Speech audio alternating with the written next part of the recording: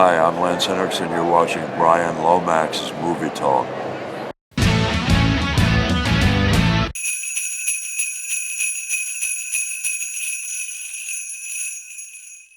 Hello there and welcome to another Christmas film review as part of my 31 Days of Christmas.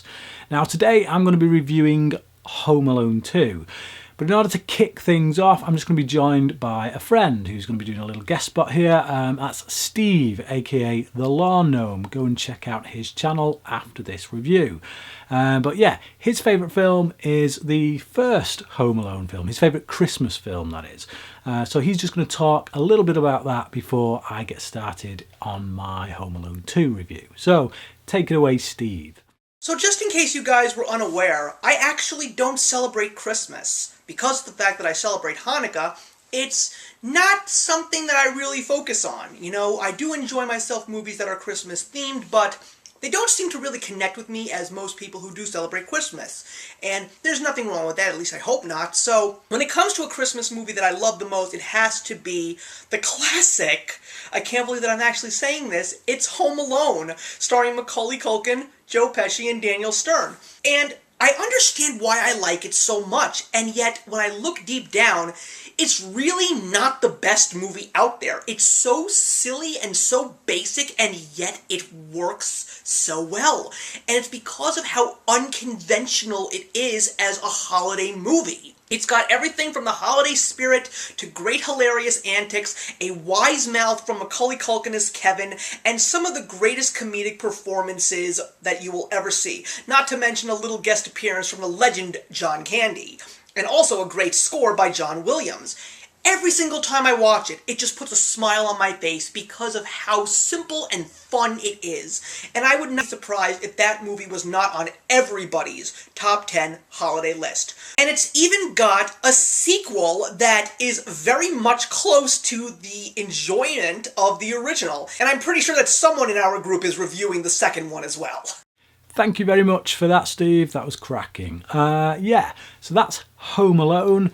I've already done my review for that film, but what about Home Alone 2?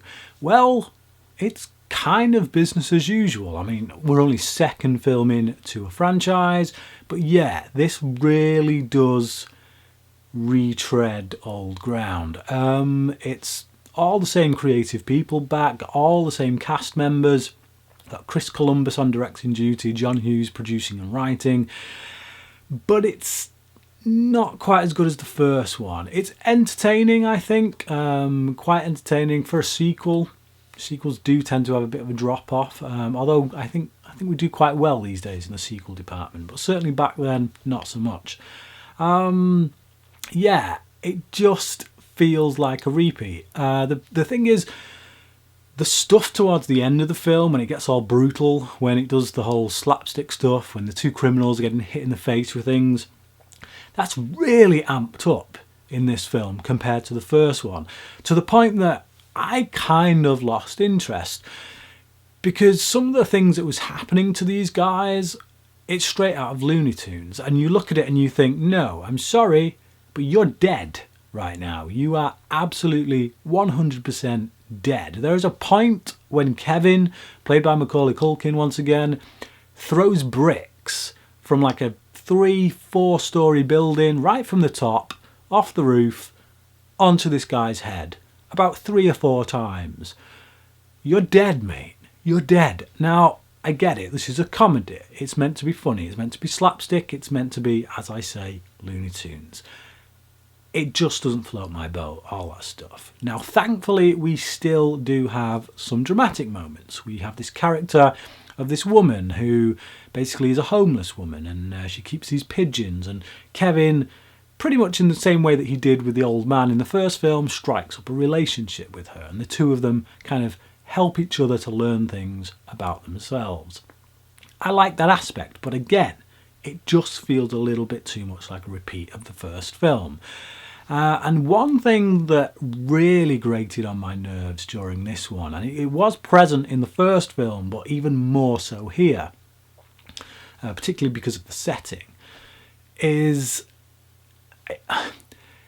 it comes out of my being a father, basically, and it is that they really hammer home the relationship between Kevin and his mother. Like, that's the special bond. Like, that's the, you know, the parent and child bond. It's between the mother and the son. And the father basically doesn't get a look in. Like I say, they did this a bit in the first one, but more so here. I mean, there's a moment during this film when the mother is kind of looking out of a window and says, "Good night, Kevin," you know, like not expecting that he would hear or anything. And then he pretty much does the same, only says, "Good night, Mum." He doesn't say "Good night, Dad" as well, or, you know, "Good night, brothers and sisters." Okay, don't particularly get on with them, but it's all directed at the mother. And then when they get over there, the dad stays in a hotel room with the kids, some of them old enough to look after the others. He stays there rather than going out on the streets with the mother to search for their son. So she's hitting the streets of New York alone, looking for their missing son. So again, it's this hammering it home, mother and son, and it's just, it really grated on my nerves. Again, that comes purely out of me being a father, and yeah, it annoyed me. It annoyed me no end, to be honest. Other than that, you know, that's the major downside for me, and the fact that this film is essentially just a repeat of the first film.